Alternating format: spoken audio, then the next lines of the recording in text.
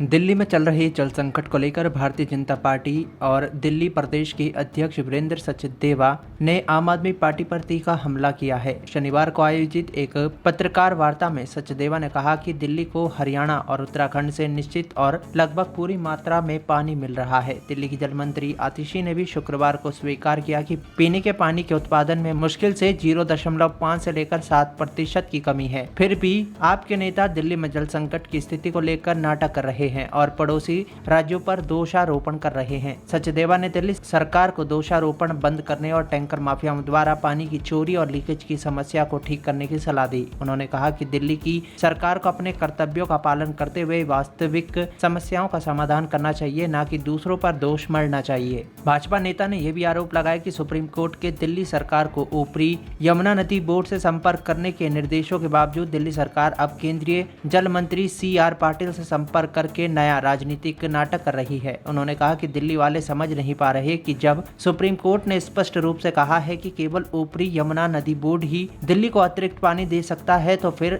आप केंद्रीय जल मंत्री के पास क्यों जा रही हैं? वीरेंद्र सचदेवा ने दावा किया कि दिल्ली में पानी की कोई कमी नहीं है और जल संकट के आरोप बेबुनियाद हैं। उन्होंने दिल्ली और हरियाणा के जल विभाग के अधिकारियों की उपस्थिति में मुनक नहर पर दिल्ली के लिए कच्चे पानी की उपलब्धता पर चर्चा के लिए दिल्ली की जल मंत्री आतिशी को खुली चुनौती दी है। भाजपा अध्यक्ष ने कहा, दिल्ली की जनता को गुमराह करने की बजाय आप सरकार को वास्तविकता का सामना करना चाहिए और जल वितरण की प्रणाली में सुधार करना चाहिए। उन्होंने कहा कि टैंकर माफिया की सक्रियता और पानी की चोरी जैसी समस्याओं को सुलझाना महत्वपूर्ण है ताकि दिल्ली के नागरिकों को पर्याप्त मात्रा में पानी मिल सके।